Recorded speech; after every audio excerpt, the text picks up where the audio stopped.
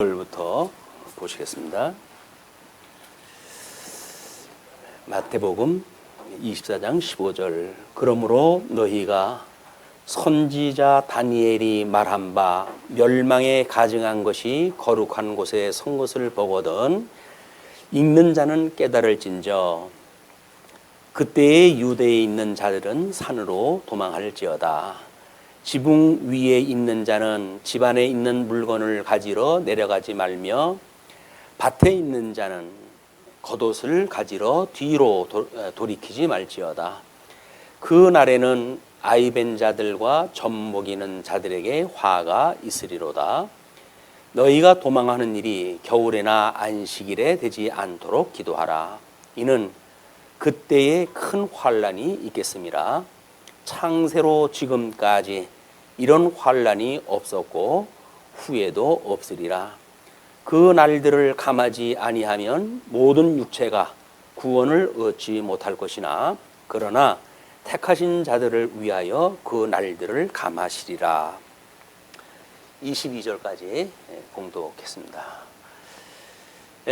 우리 이 마태복음 24장의 내용은 우리 계시록의 그 내용과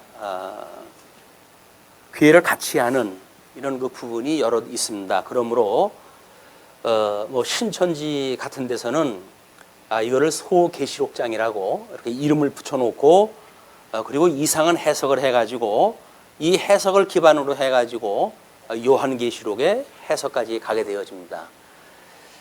우리가 성경을 상고할 때마다 텍스트에 충실해야 될 이유가 있고 그리고 교회에서 2000년 동안 그 신학이 진전적으로 발전을 갖다 해오면서 성경을 어떻게 해석해야 될 것인지에 대한 기본적인 원칙이 있습니다. 그 원칙이 뭐냐면 우리 문자적인 해석에 이어가지고 역사적인 해석을 하고 그 역사적인 해석의 뒤에 신학적인 해석이 돼야 되는 거죠.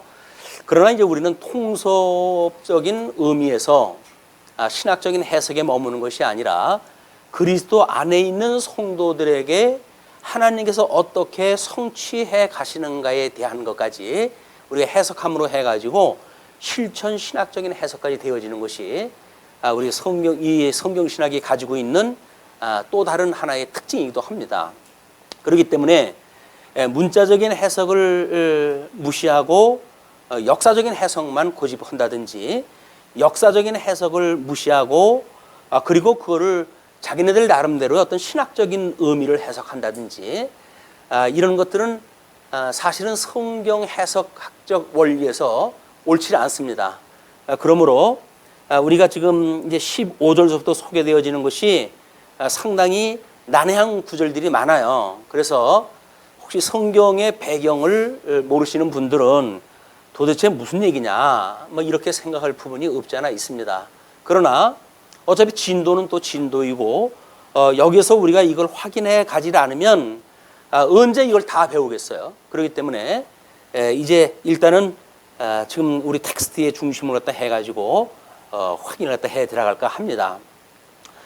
15절서부터 주보에 의할 것 같으면 28절까지 성전 파괴 시 재난의 상황과 대책을 알려주시는 내용이다. 이렇게 우리가 구분을 갖다 했습니다. 그런데 그거는 지금 15절과 29절에 동그라미 표시가 있다고 하는 것을 기반으로 놓고 그리고 그걸 제목을 잡아놓은 거예요.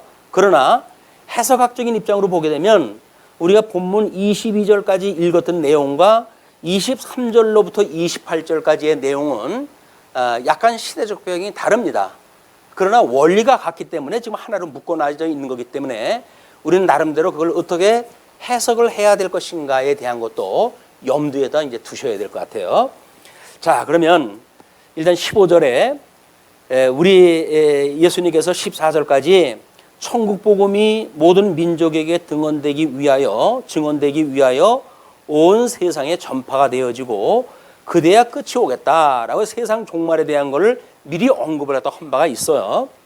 그렇기 때문에 우리 지금 그 15절로 연결되어지는 그러므로 라고 하는 그런 그 이야기는 14절에 대한 14절까지의 이야기를 그냥 문맥적으로 연결시키는 그러므로가 아닙니다.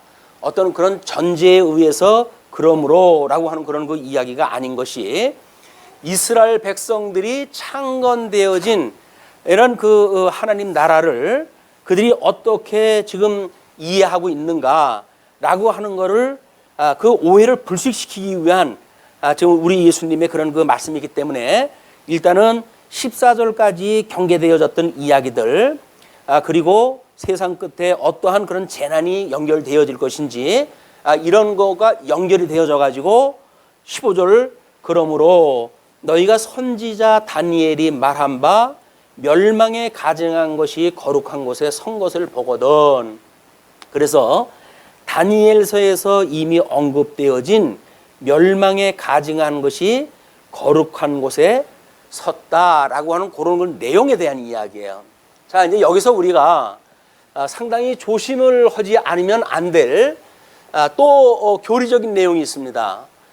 우리 구약의 성경은 우리 예수님이 오실 때까지 이걸 우리가 구약 성경에 대한 거를 메시아 언약이라고 이렇게 이야기를 했어요. 그 메시아 언약이라는 이야기는 우리 오실 그 그리스도에 대한 예표로서의 모형과 그림자적인 설명이라는 이야기죠. 그리고 우리 예수님이 오셔가지고 기록되어진 이 신약 성경은 그리스도 성취에 대한 이야기입니다.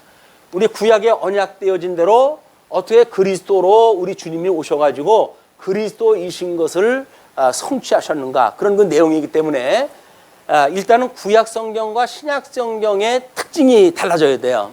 왜냐하면 구약 성경은 이것이 육적 계시의 방법으로 되어져 있습니다. 그렇기 때문에 이스라엘이라고 하는 육적 나라, 육적 나라를 중심으로 해가지고 이것이 계시가 되어졌어요.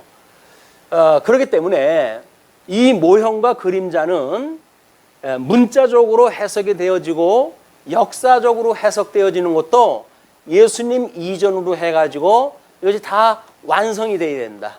성취가 돼야 돼요. 모형대로 이거 언약대로 성취가 되어져야 역사적으로 성취가 되어지는 그 사건이 신학적으로 우리 오실 메시아의 그림자적인 사건으로 소개가 되어지기 때문에 이것이 육적 계시고 우리 신약 성경이 이제 이걸 뭐 우리가 신령적 계시다 이렇게 이야기를 했어요.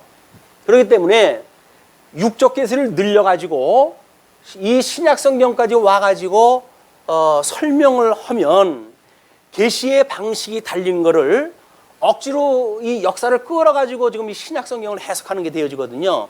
그래서 지금 이 육적 계시라고 하는 건 모형이라고 하는 것이기 때문에 이 실체를 설명을 할 때는 그냥 모형을 중심으로 해서 신약 성경, 이 신약 시대 때 예수님이 오셨을 당시에 구약 성경을 익히 알고 있는 사람들에게 이거를 예화를 들어가지고 새로운 지금 하나님이 섭리해 가시는 영적 세계에 대한 걸 계시하시는 내용이란 말이에요. 그렇기 때문에 이 모형으로 주어진 거와 실체로 주어진 거를 섞어버리면 안 돼요. 이걸 섞어버리면. 그래서 이 구약 성경을 뭐 에스겔서라든지 또는 다니엘서라든지 또는 뭐 우리 뭐 이사야서도 마찬가지입니다. 그런 그 성경을 어떻게든지 저 종말론에 연결을 시켜가지고 우리 보통 이야기하는 이 종말에 대한 이론 이거를 설명을 갖다 하려고 그러는데 그렇기 때문에 성경이 뒤죽박죽이 되어진 거예요.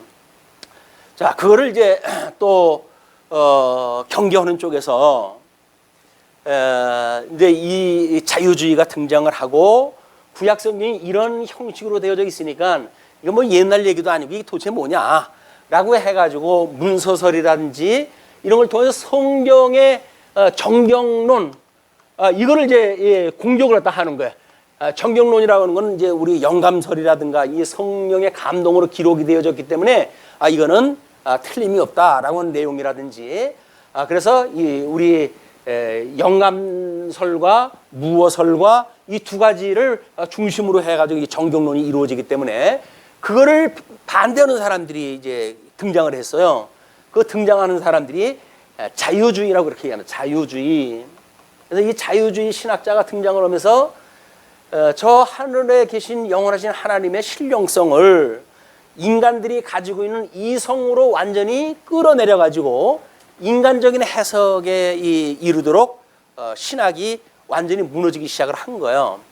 그때에 세대주의가 등장을 했다 해가지고 이 세대주의라고 하는 사람들이 뭐 어떻게 보면 이제 뭐 이 근본주의라고도 이야기를 하는데 이 사람들이 묶어져 가지고 뭐 여기는 장로교, 감리교, 뭐 세례 침례교 이 사람들이 다 모여가지고 이 자유주의 공격을 어떻게든지 우리가 막아야 된다. 그러니 사도신경에 우리 고백을 했다 하듯이 우리 예수님이 동정녀 마리아에게 나셨다. 또는 본디오 빌라도의 고난을 받아가지고 십자가에 못 박아 죽으셨다가 사흘 만에 부활하셨다. 또는 그분이 나중에 다시 재림을 갖다 하신다. 라고는 기본적인 몇 가지의 어떤 교리에 동의하는 이런 사람들끼리 묶어가지고 세대주의라고 하는 걸 만들어냈어요. 이게 만들어지면서 성경의 해석에 또 다른 이제 오해가 만들어지기 시작을 하는 거예요. 신학이라고 하는 건 끊임없이 이런 변화가 있기 마련인데, 우리 이제 이 종말론의 천년왕국에 대한 이런 그 이야기가 언급되어질 적에도 이 세대주의적인 전천년설, 우리 천년왕국이 이루어지기 전에 예수님이 재림하신다라고 이야기하고 있는 이런 전천년설 중에도 세대주의적인 전천년설이 있어요. 이렇게 되어진 사람들은 이걸 이중 재림설을 이야기를 하기 때문에 예수님이 1차 공중의 재림을 갖다 하셨다가 그리고 7년 동안 이 천국에서 이 하나님 나라에서 이게 결혼 장치가 있게 되어지고 그 뒤에 예수님이 다시 재림을 갖다 하신다라고 하는 이중 재림을 갖다 이야기를 하기도 합니다. 이중 재림을.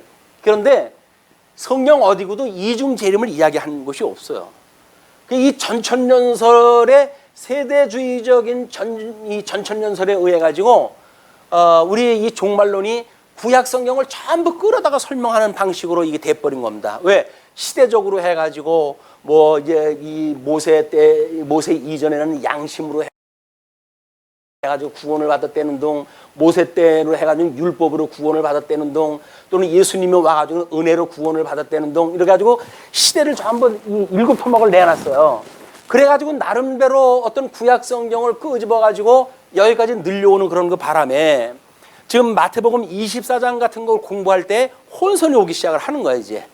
그래서 우리가 지향하는 전천년설, 우리는 이제 역사적 전천년설을 이야기를 합니다. 역사적인 이 전천년설을 이야기를 하기 때문에 이 역사적인 전천년설을 우리가 이걸 지키지 않으면 세대주의적인 전천년설을 염려해가지고 주장하는 사람들이 이제 무천년설이라고 하는 걸 주장하는 사람들이 있어요. 이게.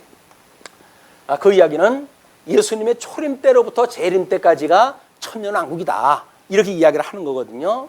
그런데 하나님께서 이 천년 동안은 무적행 속에다가 이 마귀를 갖다 전부 집어넣는다고 그러지 않았어요.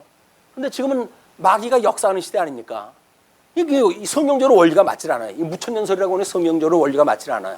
그래서 우리는 어떻게든 성경에서 이야기하고 있는 전천년설을 이야기를 해야 되는데, 이제 이 전천년설을 이야기를 해야 되는데, 이 엉터리가 등장하다 하는 바람에 역사적인 전천년설이 위협을 받고 있는 거야.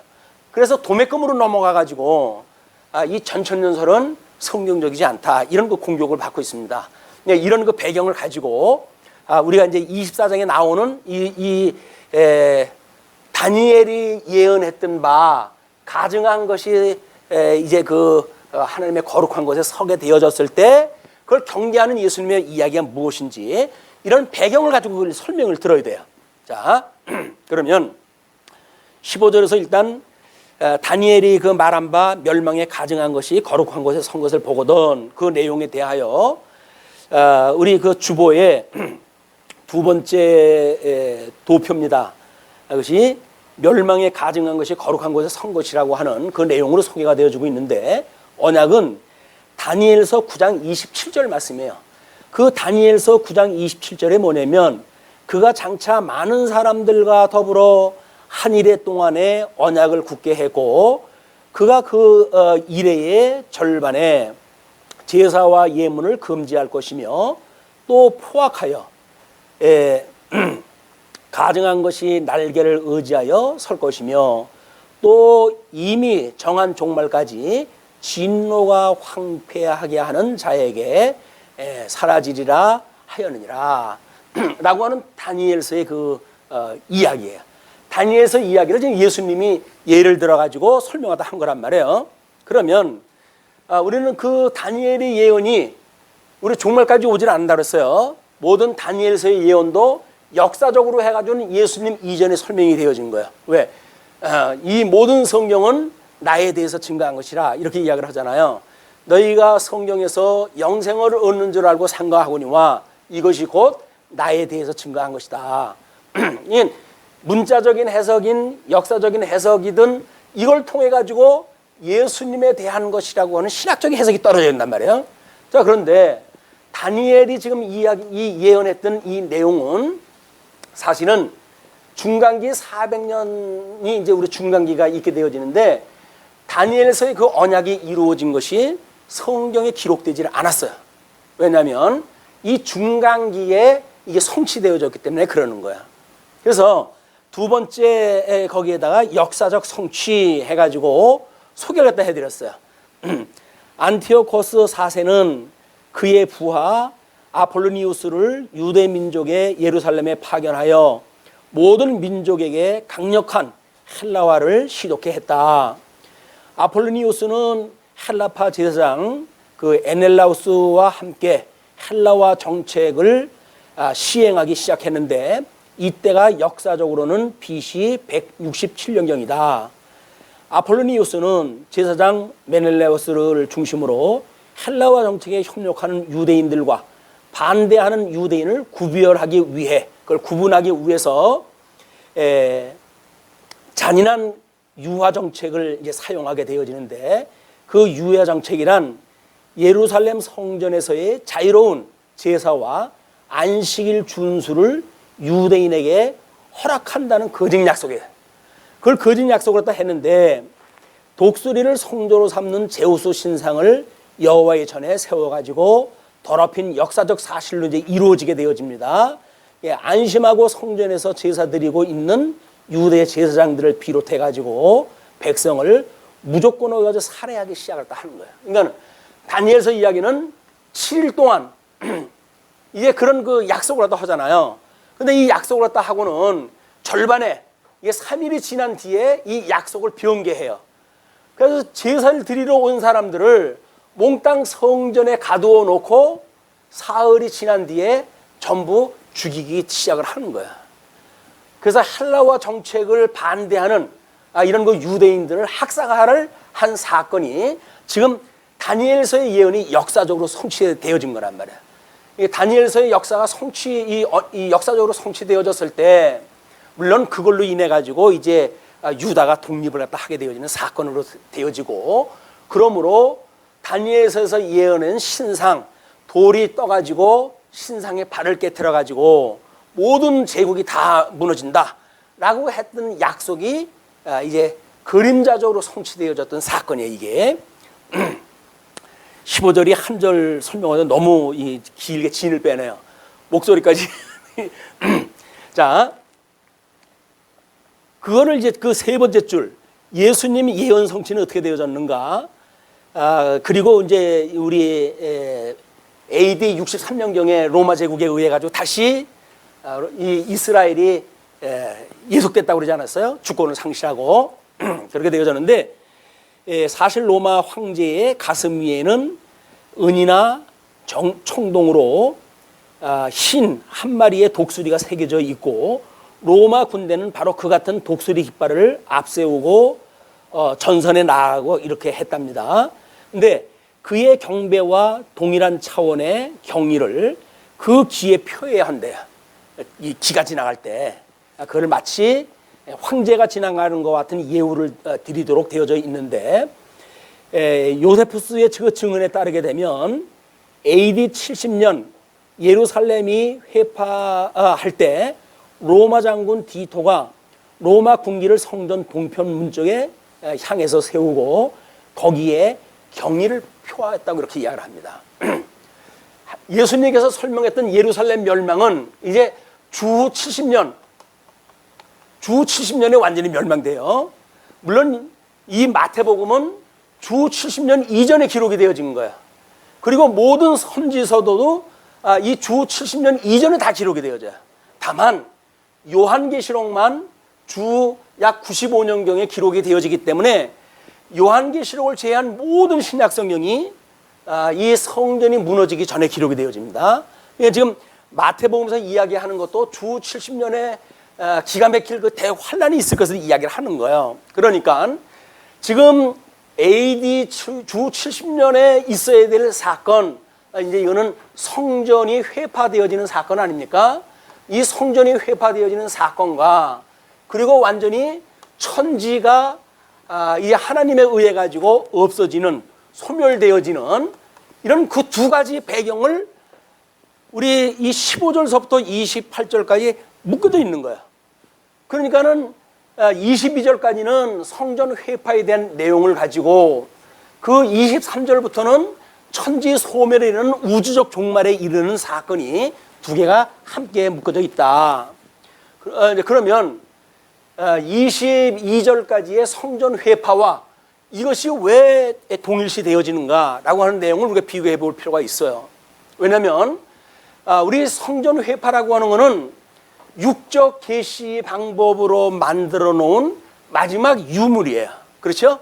이스라엘 백성들이 이 성전을 가지고 여전히 성전 회복이 되어지고 그리고 이스라엘 백성들이 회복이 되어진다고 믿고 있고 메시아를 대망하고 있는 사건도 여전히 이 성전을 중심으로 그들이 신앙생활을 하기 때문에 그렇습니다. 지금도 제3성전이라고 하는 걸로 해서 기독교 그 다큐멘터리 영화를 만들고 이제 하는 것이 소개가 되어지는데 그것도 자칫 잘못하게 되면 세대주의자적인 전천연설의 기반을 갖다 한 그런 그 내용인 거야.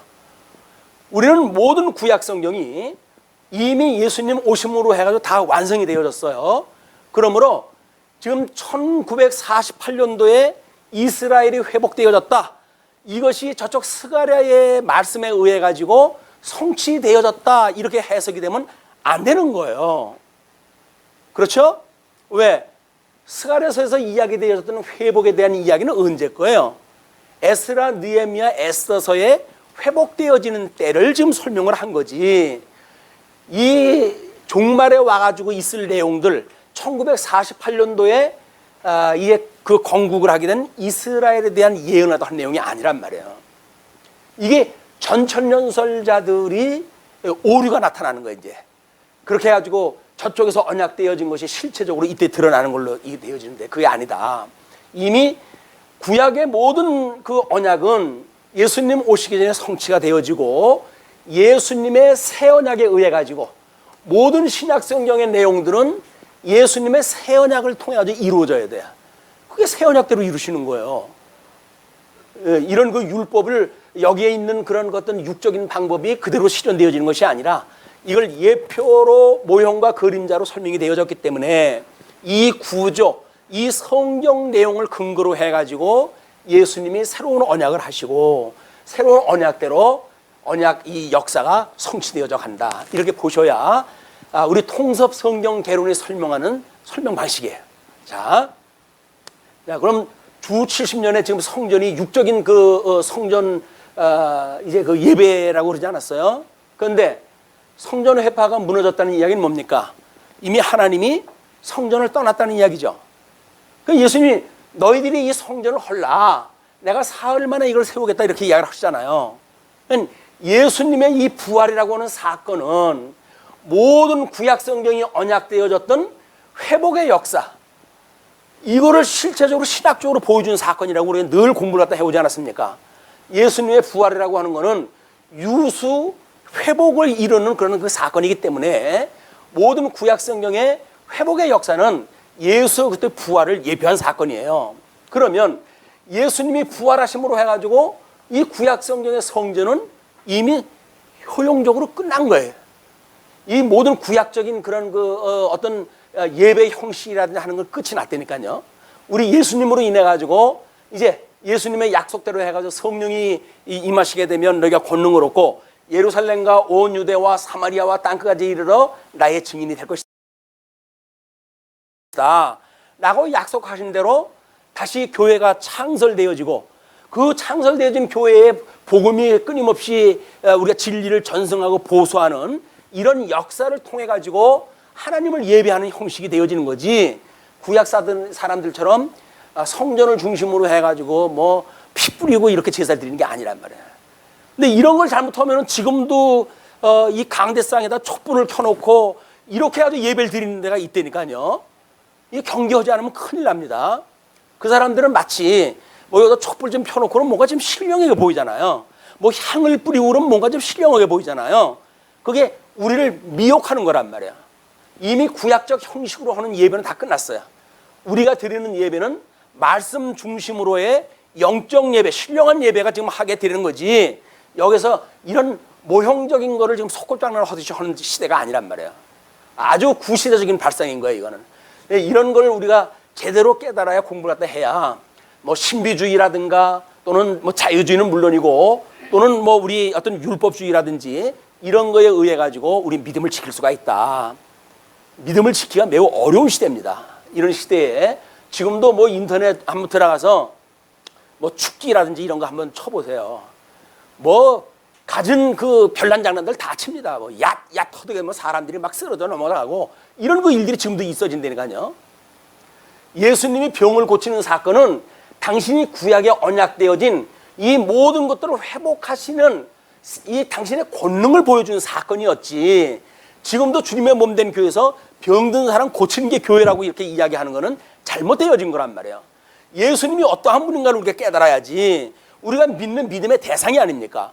대상이 어떠한 분인가를 우리가 깨달아야지, 거기서 그분이 하셨던 일 몇 가지를 가지고 나도 그걸 할 수 있어 하는 사람들 쫓아가면 안 돼요. 그게 전부 적그리스도입니다. 예수님을 흉내내는 사람들은 전부 적그리스도예요. 자, 그렇기 때문에 지금 이제 22절까지의 내용에서 이렇게 예수님의 이 성전 회파가 되었다는 이야기는 하나님이 성전을 떠나셨다는 이야기고, 자, 계시의 방식으로 해가지고 산상수훈에서 예수님이 너희들이 이제 맹세하지 마라 라고 하는 예를 들면서 뭐라 그러죠?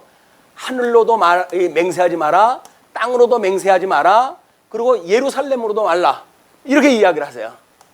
근데 이 성전 회파를 통해 가지고 예루살렘이 완전히 박살이 나고 모든 백성이 다 흐트러져요.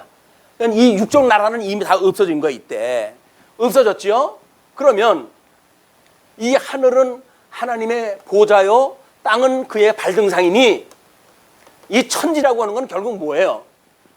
하나님의 영광을 계시하시는 거예요. 이게 천지를 만드시고 하나님이 내가 천지를 섭리하시는 여호와야 라고 하는 걸 계시하시는 방식이란 말이에요. 그러면 우리 종말론의 이 궁극에 가면 하나님의 모든 이 영광이 계시가 되어졌고, 이 계시가 완성되어지면 이 하늘과 땅은 필요가 있습니까? 필요 없습니까? 없는 거예요. 그러니까 이것도 하나님과 자 불태워가지고 없애버리시겠다 그 이야기예요. 이 땅과 하늘은 없어져요. 이 해 아래 넷째 날 이후에 만들어진 모든 것들, 셋째 날 우리의 이 윗물과 아랫물을 가르시잖아요. 그리고 아랫물에 궁창을 두셔가지고 윗물과 아랫물을 가르시고, 그 궁창을 하늘이라고 하고, 이걸 궁창이에요. 궁창을 하늘이라고 그러고, 그리고 이 땅을 묵과 물로 나누시잖아요. 이것이 땅이란 말이에요. 그러니까 궁창과 이 땅이라고 하는, 하늘과 땅이라고 하는 그 이야기는 셋째 날 만들어 놓은 지혜 거예요. 지혜 거. 이 지혜 거 이것이 다 불타고 없어진단 말이에요. 그럼 뭐만 남아요?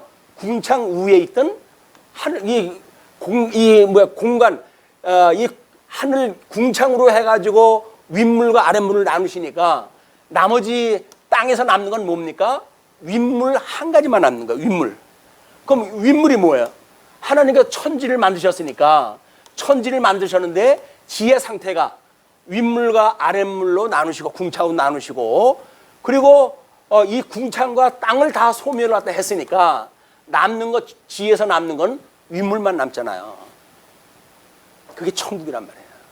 이 천지가 천국이에요. 이건 다 불타져 없어져요. 하늘은 두루마리 굴러가도 다 하늘에서 다 말아버리고, 땅도 뜨거운 불로 다 소멸시키시는 것이 이 세계의 역사란 말이에요. 근데 우리는 이런 하나님의 프로그램을 모르게 되면 여전히 현실에 살면서 현실적 어떤 목적을 추구하기 위해 가지고 우리 인생을 소진하고 마는 거예요. 왜? 이치를 모르니까 그냥 이 세상 사는 거 뭐 우리가 70년 80년 인생을 살면서 아 인생이 이게 다지 라고 말하면서 이 인생을 사는데 인생이 그게 다 인생이 아니라는 거예요. 이미 우리들이 70년 80년 살고 나면 우리들이 이 거쳐야 될 하나님이 준비하신 저 새하늘과 새 땅이 있는데 이 불타가지고 없어질 것들을 우회해가지고 우리가 모든 마음과 정성과 온 뜻을 다한다고 한다면 이것처럼 기가 막힌 일이 어디 있어요. 이거 다 없어질 건데. 자, 우리들의 그러면 마음을 두어야 될 곳이 어딜까요? 불타가지고 없어질 성전일까요? 불타가지고 없어질 이 하늘과 땅에다 여기다 우리가 거처를 갖다 둬야 될까요? 아니잖아요.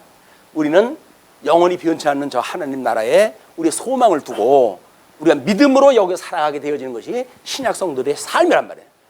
우리 마태복음 24장의 내용을 통해 가지고 이 내용이 확인되지 않으면 요한계시록까지 공부해 가도 아무런 의미가 없어요. 그래서 지금 우리 서론이 길지만은 이것이 신약성경 저 요한계시록까지 보는데 매우 필요하기 때문에 조금 길게 설명을 했습니다. 자, 그러면 그렇게 해가지고 예수님한테 이루어졌고 이제 이루어졌을 때 거기 뭐 엄청난 그런 그 환란의 사건도 소개를 갖다 해드렸는데 그걸 읽어야 이제 요 21절까지 우리가 보면서 22절까지 보면서 어떤 사건이 일어나는지를 역사적으로 확인할 수가 있습니다. 그 내용이 뭐라고 소개되어 있냐면 또 어떤 학자는 AD 70년 이전 열심 당원들이 예루살렘 성전을 더럽힌 사건과 관련시키고 있다. 이는 BC 167년 안티오코스 4세의 부하 아폴로니오스가 헬라파 제사장 야손과 그다음에 메달라우스를 통해 가지고 시작했던 성전의 이 황폐화를 극대화한 내용이다. 이렇게 이제 이야기를 했어요. 왜냐하면 이때에도 이 중간기에 역사적으로 성취되어졌을 적에도 거짓 제사장들이 등장을 했다 해가지고 헬라화 정책에 적극 참여가 되어지고 그걸로 해서 동족을 팔아먹는 일이 만들어지고 성전에 금을 베껴가지고 세금을 내는 일들로 만들어지는 사건이 만들어집니다. 이런 그 사건과 주 70년의 사건이 지금 이게 모양이 비슷한 거야. 비슷하게 벌어지고 있다. 그렇기 때문에 그런 그 사건이 있었을 때 만행이 뭐 이루 말할 수가 없다는 거 아니에요? 그 만행이 바로 예루살렘 멸망의 직접적인 원인이라고 이제 단정을 다 하고 있는데 수백만 명이 이때 참 호격하게 죽었다고 하는 그런 그 이야기가 있습니다. 자, 그러면 16절 연결됩니다. 그때 유대에 있는 자들은 산으로 도망할지어다. 지붕 위에 있는 자는 집 안에 있는 물건을 가지러 내려가지 말며. 유대에 있는 자들, 이제 이 예루살렘 중심으로 해가지고 성전 중심으로 신앙생활을 하던 그 유대에게는 지금 누가 섞여져 있죠? 예수님을 믿지 않는 유대인들도 있고, 그리고 여긴 기독인도 있는 거야. 이 두 가지 부류의 유대인들이 살고 있는 거예요. 기독인이라고 하는 사람들은 이 땅에 그들의 소망을 두지 않고 영원한 하나님 나라의 소망을 두는 사람들이고, 유대인이라는 사람들은 여전히 이직도 자기네들이 믿고 있는 것처럼 저 구약에서 언약되어졌던 메시아가 오기만을 기다리고 있는 유대인들이에요. 이 두 가지의 부류가 사람이 있는데 그때의 이야기예요. 유대에 있는 자들은 산으로 도망할지어다. 지붕 위에 있는 자는 집 안에 있는 물건을 가지러 내려가지 말며. 이제 그때 당시에는 지붕 위에 바깥으로도 계단이 있었고 그 집 내부로도 들어가는 계단이 있었다고 이렇게 이야기를 합니다. 그러니까는 지붕에 있으니까 이제 더군다나 이제 이 겉옷 같은 거는 입지를 않고 보통 이제 생활을 할 거 아니겠어요? 그러니까는 그 옷을 가질러 지붕 위에 있는 자가 물건을 가질러 내려가지 마라. 바깥 계단을 통해 가지고 빨리 도망가라 그 이야기예요. 그리고 밭에 있는 자는 겉옷을 가지러 뒤로 돌이키지 말지어다. 성 바깥에 이제 이 농경지가 있겠죠. 거기에 일을 갖다 하는 사람들은 옷을 입지 않고 있으니까 그걸 가질러 성전으로 데려가지 마라. 또 그날에는 아이벤 자들과 젖먹이는 자들에게 화가 있으리로다. 왜냐면 몸이 무겁잖아요. 도망가기가 어려운 거예요. 이때가. 그러니까 화가 있게 되어진다. 이 인간은 지금 주 70년의 성전이 무너지고 예수님이 약 33년경에 이 이야기를 했으니까 여기는 약 40여 년 공백이 있는 거예요. 그러면 우리 사도들에 의해 가지고 예수님의 말씀이 계속 전달되어졌다고 한다면 사도들의 이 말씀을 듣는 성도들은 주 70년경에 어떤 역사적인 변화, 여기서 이제 예수님이 예를 들었던 역사적인 변화가 있게 되어지게 되면 아, 위험하다, 도망가야 되겠다 라고 하는 결정이 있겠죠. 그게 믿음의 행동이 나온단 말이에요. 그렇게 믿어지니까. 그래서 정말 이 주 70년 때 1차 먼저 유대 그 군대가 공격을 해들어와요. 그래서 성전을 에워싸는데 너무 항전이 강하니까 그들이 그 포위를 갖다 풀고 도시로 가요. 그때 이 사람들이 에워싸이는 걸 보고는 이때 문제가 발생이 되어지는구나 해가지고 기독인들이 이 예루살렘을 피해가지고 전부 근처로 도망갔다는 그런 그 역사적 사실이 있어요. 그 사람들은 화를 면했겠죠. 근데 아직도 그걸 믿지 않는 사람, 예수님 말이 믿어지게 되면 예수님을 왜 십자가에 못 박아 죽이겠어요. 믿지 않는 사람들은 여전히 그걸 꿈 같은 얘기라고 듣겠죠. 그래서 주 70년 때 그 말할 수 없는 공격이 있을 때 그냥 여기서 죽게 되어지는 희생을 보게 되어집니다. 우리 이 교회에서 2000년 동안 끊임없이 하나님의 말씀을 믿고 사는 사람들은 우리를 시험에 빠지지 않게 하시고 악에서 구하소서라고 하는 하나님의 은혜를 따라서 우리가 구원의 역사에 이르지만 여전히 세속적인 거에 어떤 관심을 가지고 있고 악에 있는 것조차 모르고 있는 사람들은 이 악으로 인해서 어떻게 되어진다? 멸망당하는 거예요. 멸망.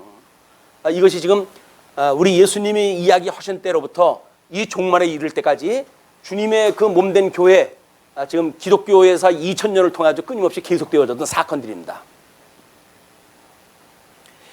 자, 그러면서 그날에는 너희가 도망하는 일이 겨울에나 안식일에 되지 않도록 기도하라. 우리 이 중간기에 있었을 때 이때 그 겨울에 있었다고 이렇게 이야기를 하지 않았어요? 네, 이거대로 성도들이 기도를 갖다 했는지 마침 주 70년권은 봄에 이게 무너졌는데 주 70년에 이 봄에 무너졌던 그 시기는 이스라엘 백성들이 유다의 그 성전이 바벨론에 의해서 회파되어지는 그 날짜에 똑같이 무너졌다고 하는 그런 그 이야기가 있어요. 이건 이 시사하는 바가 크죠. 이미 모형적으로 보여준 것이 실체적으로 하나님께서 직접 이루시는 사건을 우리가 볼 수가 있습니다. 자, 그러면서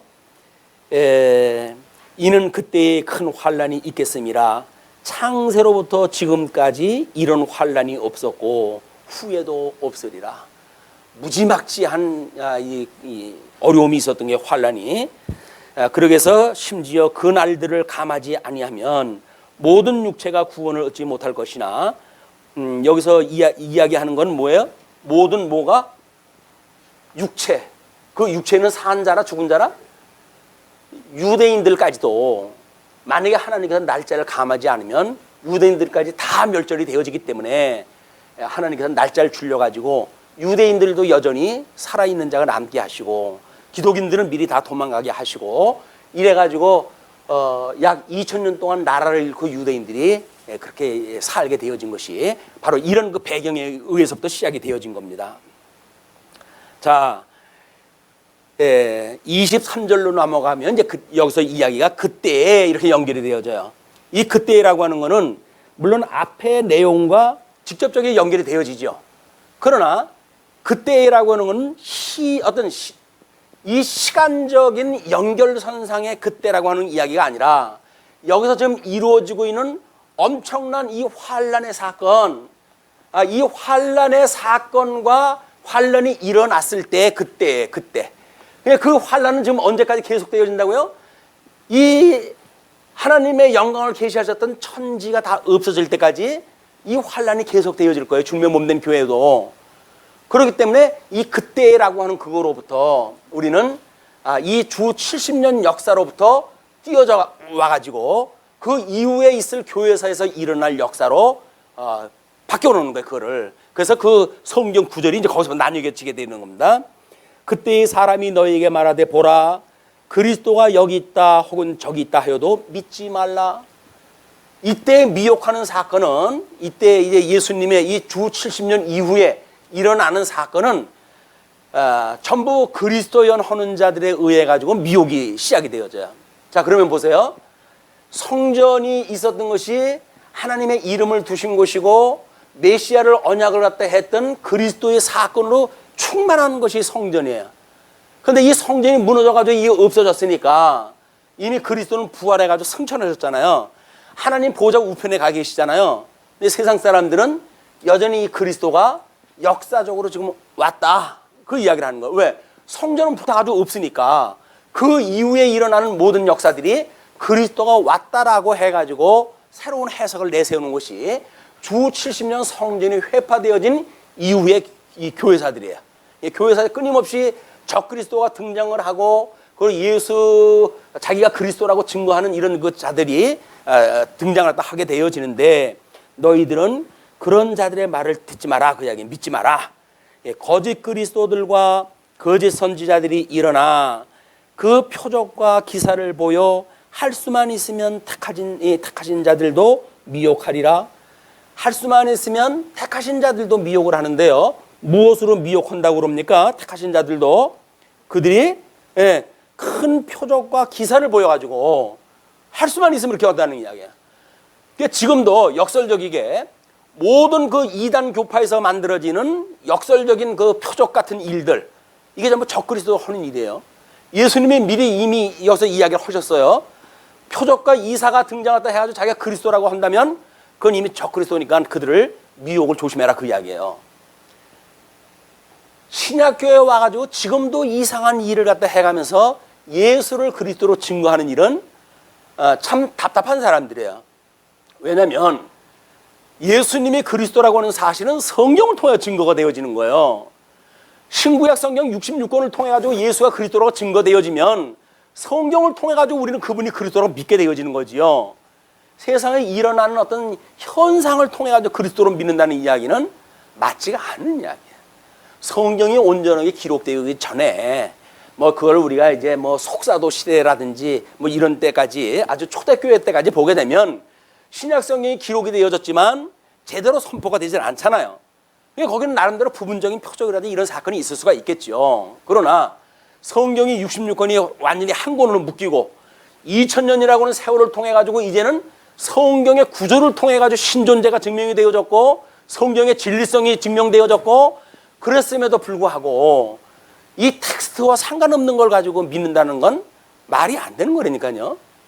이제는 성경 말씀을 가지고 우리가 예배를 드려야 되는 거예요. 말씀 아닌 거 가지고 예배 드리면 안 돼요.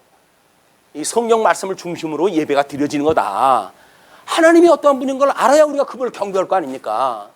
우리 부모님이 우리를 위해 가지고 얼마나 정말 진자리 마른 자리 가르치시고 우리를 갖다 위해가 사랑하셨는지 그 사랑이 깨달아져야 그분한테 효도를 갖다 할 거 아니겠어요.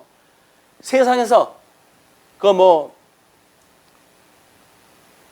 보통 우리 제밥을 드리지 않는 일, 제사를 드리지 않는 일은 사람들이 모르잖아요. 그러나 성묘를 아는 거는 사람들이 알아봅니까? 못 알아봅니까? 알아보죠. 그냥 제사를 아는 거는 흉이 안 된다니까요. 그러나 성묘가 안 되면 이웃 사람들이 다 보잖아요. 저놈들은 도대체 뭘 하길래 저 산수도 하나 돌아보질 않냐? 부모에 대한 그런 어떤 효과가 그렇게 없냐? 라고 이야기를 하니까 눈에 보이는 걸 위해 가지고는 철저하게 준비를 갖다 해놓는 거예요. 눈에 안 보이는 거는 아버지 나 돈 있는데 내가 달랬는데 필요한데 왜 안 줘요? 심지어 주기까지 한다니까요. 이게 지금 현실 역사예요. 이게 눈에 보이는 세계와 보이지 않는 세계가 이만큼 얼마나 보이는 것이 거짓말인지를 우리가 볼 수가 있어야 됩니다.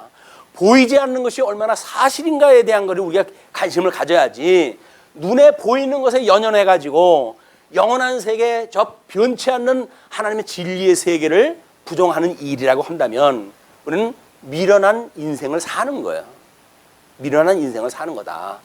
눈에 보이지 아니하는 하나님의 말씀이 지금도 살아있어서 어떻게 역사를 하는지, 역사를 통해서는 어떻게 성취가 되어졌고, 또 예수를 믿는 우리들의 그런 믿음을 통해 가지고는 오늘 어떤 변화를 불러일으키고 있는지, 그게 말씀의 역사 아닙니까? 예수를 믿는다고 하면서도 하나님이 언약대로 이루어 가시는 분이라고 믿으면서도 우리 삶에 변화가 없다고 한다면 뭐예요? 하나님이 우리 이 삶을 지금 손녀시지 않는 거라니까요. 근데 하나도 무섭지도 않아, 겁나지도 않아. 왜? 하나님이 뭐 언약대로 하시는 분인데 뭐 그분이 예정하셨는데 우리가 어디 가겠어? 라고 말하는 건 잘못되어진 믿음이란 말이에요. 우리가 예수 그리스도 안에서 이것이 온전히 지어져가는 성전으로 지금 되어져 갑니까? 그럼 하나님께서 언약대로 이루어 가시는 거라니까요. 우리 내면적인 변화가 만들어지는 거예요. 믿음의 열매로 해서 그런 열매가 맺혀지는 거란 말이에요. 그게 성령의 열매요, 믿음의 열매인 거예요. 당위가 되어져 가지고 마땅히 예수를 믿으니까 그렇게 살아야지, 그런 것이 아니라고 할지언정 예수를 믿는데 어떤 열매가 없다고 하는 것은 거짓말이야. 열매가 없다는 이야기는 예수님을 믿지 않는다는 이야기입니다. 그러므로 우리는 지금도 성경을 중심으로 해가지고 어떻게 언약이 되어졌는지, 언약되어진 대로 지금 우리가 어떻게 변화되어져 가는지 이걸 확인할 필요가 있죠. 예수님이 지금 여기 그리스도가 있다 저기 그리스도가 있다 하여도 너희들 미혹당하지 말라고 그러지 않았어요. 그럼 이제 우리는 지금 어떤 변화가 만들어집니까? 뭐 사람들이 귀신을 내쫓고 뭐 병자를 고치고 난리가 났어요. 그래서 거기가 뭐 예수를 증거하는 곳이래요. 근데 우리는 이제는 거기 발을 안 디디잖아요. 왜? 거짓말인지를 아니까. 이 변화가 만들어지는 거 아닌가요? 그게 열매라니까요. 진리를 진리로 알아볼 수 있는 것이 이게 우리의 열매예요. 진리를 모르고 어떻게 우리가 진리를 갖다가 구별할 수가 있습니까? 성경을 우리가 공부하는 일은 바로 하나님의 언약이 어떻게 성취되어지는 것을 확인하고, 그리고 우리가 그 안에서 성취되어지는 하나님의 말씀 안에 우리가 어떻게 살아가고 있는지를 증명하는 일이다. 내가 나에게 증명하는 일이에요. 그리고 우리 이웃에게 증거하는 일이에요. 그것이 피차 가르치는 일로 드러나는 겁니다. 자, 그렇게 하면서 25절 또 그러죠. 보라, 내가 너희에게 미리 말하였노라. 그러면 사람들이 너희에게 말하되, 보라, 그리스도가 광야에 있다 하여도 나가지 말고, 보라, 골방에 있다 하여도 믿지 말라. 번개가 동편에서 나서 서편까지 번쩍임 같이 인자의 임함도 그러하리라. 우리는 이제 이 계시되어진 세계가 끊임없이 시간과 공간과 어떤 형상에 갇혀져 있는 그 세계 아닙니까? 이 계시 세계가. 그러니까 이 공간 개념도 마찬가지야. 아까서 여기 윗물과 아랫물을 나눠놨던 이런 그 공간도 너무나 광활하기 때문에 우리가 눈치챌 수가 없죠. 그러나 시간 세계조차도 마찬가지예요. 이 공간의 개념이 예수님이 오신대요. 어디로 오실까요? 예루살렘 이 상내에 오신대요. 그렇기 때문에 여기서 피해가지고 이 신천지의 해석에 의할 것 같으면 이 주 70년에 지금 예언했던 그 내용 중에 너희들이 피하여서 예루살렘 이 산으로 피하라 라고 하는 그 이야기가 예수님 재림하는 곳으로 피하는 곳이라고 그들이 그 성경 해석을 그렇게 해요. 거기에는 지금 새로운 목자가 되는 이만희 씨가 거기 있겠죠. 그리고 그가 증거하는 사나라 이 신천지가 있겠죠. 그래서 거기서 구원받는다는 이야기예요, 이게. 성경을 모르는 사람들이 자기의 어떤 이익을 위해 가지고 성경을 자기 멋대로 재단을 갖다 하고 원칙도 없고 구조도 없고 논리도 없고 하는 이야기에 우리가 빠져가지고 신앙생활을 한다는 이야기는 우리 인생을 허송세월로 보낸다는 이야기예요. 경계해야 될 일이, 이건 돈 한 푼 두 푼을 아끼는 거고는 비교가 안 되는 일이에요, 이게. 우리가 지금 중차대한 이런 그 기로에 있는 것이 이 주 70년 이후에 예수님이 경계했던 모든 사건이다. 번개가 동편에서 나서 서편까지 번쩍이잖아요. 인자도 이제 그렇게 오신다는 거예요. 인자가 오실 때. 근데 우리는 걱정이죠. 예수님이 오시게 되면 내 히브리 말을 못하는데 예수님이 오시면 뭐라고 말을 갖다 할까? 뭘 얘기를 갖다 알아야 뭐 예수님한테 말할 것 때문에 걱정 안 해요. 뭐 지금도 뭐 히브리어 공부가 아주 유행을 갖다 타고 있는데, 아니 하나님이 말씀으로 이 모든 역사를 지으시는 하나님이 겨우 히브리 말로 해가지고 우리들하고 할까봐 걱정이십니까? 이게 하나님이 어떠한 분인지 모르는 거야. 이 공간 개념, 시간 개념이 어떻게 되는지 모르는 거야. 번개만 쳐도 동에서 번쩍 하는 게 서까지 번쩍이고 그러잖아요. 시간이라는 걸 뛰어넘는 것이 영원하신 하나님의 그런 섭리인데도 불구하고 그런 하나님을 모르게 되면 여전히 시간세에서 우리가 가지고 있는 개념을 가지고 하나님에 대한 걸 이해하려고 한단 말이에요. 우리 주일날 예배당에 나와서 예배를 드려야 하나님이 우리에게 복을 주신다 라고 하는 그런 그 개념도 만약에 여기에 갇혀가지고 그 개념을 이해하게 되어지게 되면 철저하게 율법주의 또는 교조주의에 빠져버리고 마는 거예요. 우리는 하나님 배우는 일, 하나님을 찬양하는 일, 진리를 지키고 보수하는 일, 이것이 우리들의 가치라고 믿어지기 때문에 주일날 교회에 나오는 거예요. 그래서 오전 예배, 오후 예배가 아니라 교회 생활 자체가 우리한테는 의미가 있는 시간이기 때문에 교회의 모든 행정을 통해 가지고 어떻게 하면 진리를 더욱 보수할 수가 있고 어떻게 하면 진리를 더욱 전승할 수가 있겠는가 라고 하는 걸 우리가 머리를 맞대고 이렇게 살아가는 거지. 예배를 드리면 여기서 하나님의 그 말씀을 따르는 거가 되어지기 때문에 예배를 갖다 드린다? 그건 전부 잘못되어진 이야기예요. 주님께서 원하는 그 예배를 드릴 수가 없어요. 그런 예배로 해서는. 이런 것들이 시간과 공간과 이 형상의 개념 속에 우리가 묶여져 버리게 되면 영원하신 하나님 섭리를 우리가 이해할 수가 없게 되어진다. 자, 뿐만 아니라 죽음이 있는 곳에는 독수리들이 모일 것이니라. 무슨 뜻이에요? 죽음이라고 하는 건 시체 아니에요. 뭐 영화 같은 데 보게 되면 꼭 시체가 있는 곳엔 진짜 독수리들이 빙빙 돌죠. 그리고 사막 같은 데는 독수리들이 사체를 다 파먹고 이렇게 되어지는 장면도 우리가 보게 되어집니다. 이거는 일정한 사실이라는 이야기, 사실. 그렇게 되어진다는 거예요, 지금. 자, 그러면서 29절로부터 31절까지 예수 그리스도의 재림의 강경과 사역을 알려주시는 내용으로 이야기가 전개되어집니다. 자, 그러면 그날 환란 후에 이 내용이 또 이제 의미가 있어요. 그날 환란 후에 현상을 보게 되면 해가 어두워지며 달이 빛을 내지 아니하며 별들이 하늘에서 떨어지며 하늘의 권능들이 흔들리리라. 이런 사건이 지금 우리가 살고 있는 시대에서 있게 되어지면 어떻게 될까요? 하늘의 권능이 흔들린다고 하면 어떻게 될까요? 자, 우리는 예수님이 오셔가지고 이 복음이 유대인의 역사는 끝이 났어요. 이제 유대인의 역사가 이걸로 계속되어지지는 않습니다.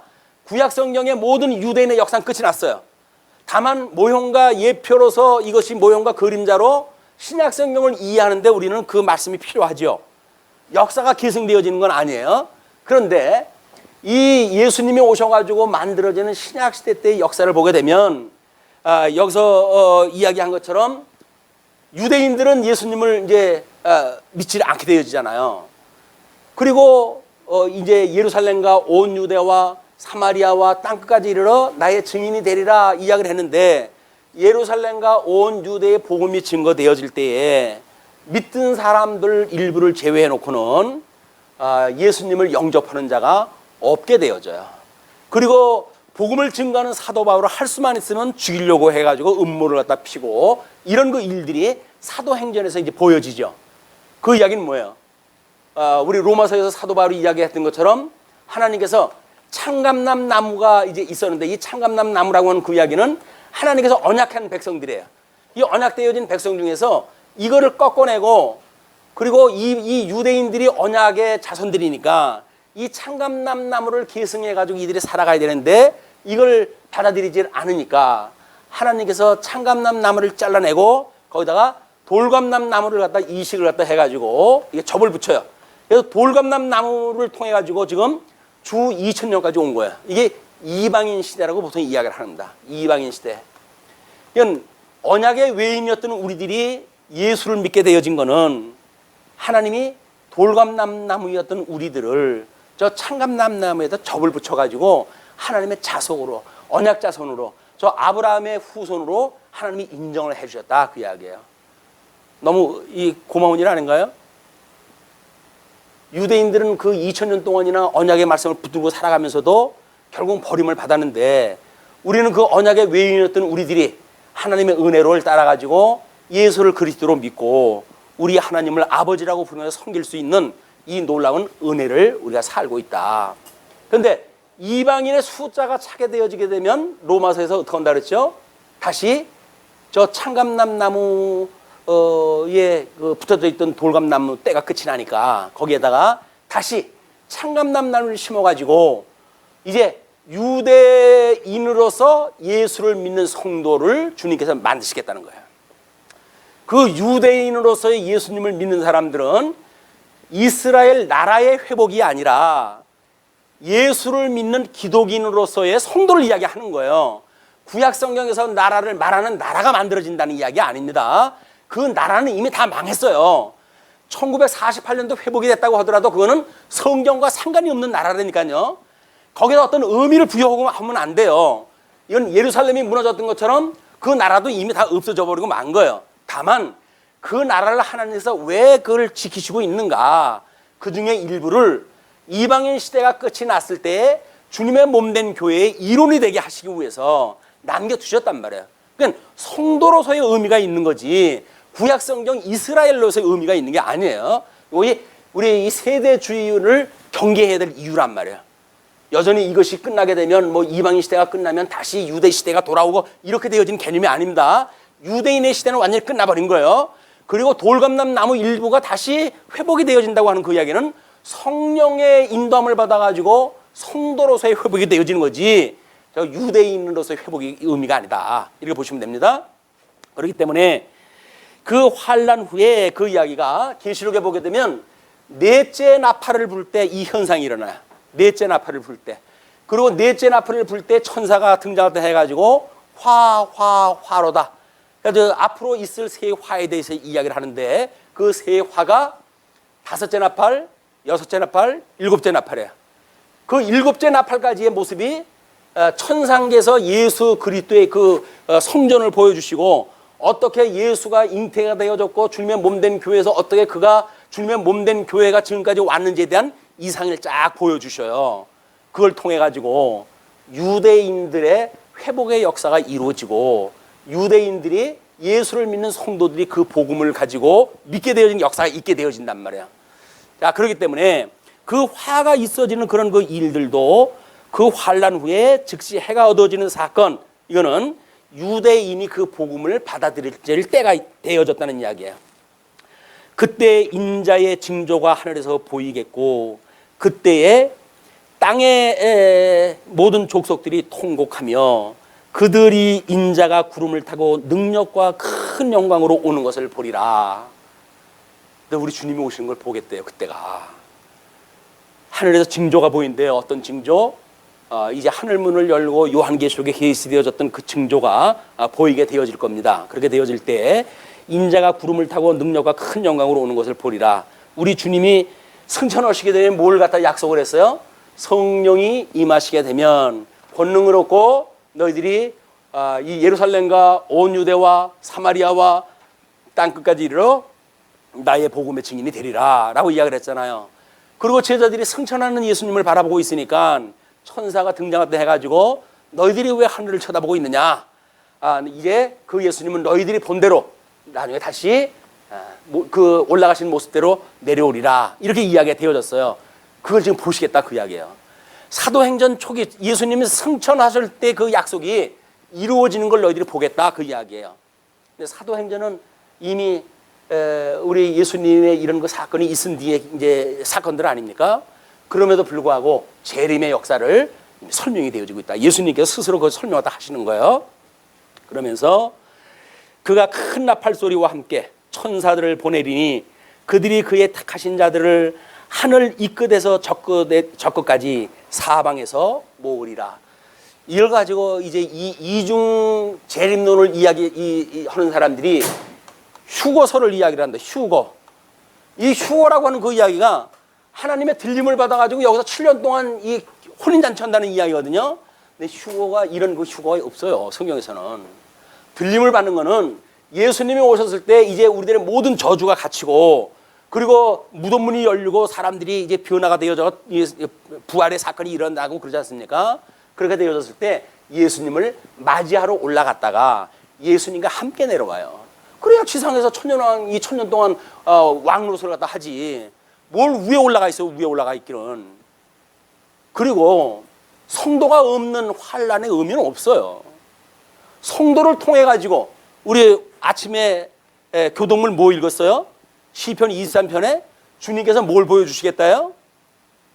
원수의 목전에 우리가 상을 베푸신다 그러잖아요. 아니 이 원수의 목전에 상 베푸시는 일을 보여야 하나님의 영광이 드러나지. 우리를 다 불러가지고 없는 곳에다가 이거 뭐 믿지 않는 사람들 여기다가 집어넣어가지고 고생시킨다고 한들 7년 동안 뭐 환란을 준다고 한들 그게 무슨 의미가 있어요? 모든 환란 속에는 유대인과 기독인이 함께 있듯이 신자와 불신자가 함께 있는 거야. 그 중에 우리는 예수를 믿는 믿음으로 해가지고 승리의 길을 갈 것이고 예수님을 믿지 않는 사람은 멸망의 길로 갈 것입니다. 우리 흩어져 있는 한 동안도 이 승리의 예수님, 생명의 주인 되신 예수님께서 우리 영생을 인하여서 악에서 우리를 구원하고 끊임없이 우리 시험에 빠지지 않는 이 영적 예배를 드릴 수 있도록 섭리하시는 그 하나님과 함께 신령한 시간을 보내시기를 빌면서 말씀 드리겠습니다. 기도하시죠.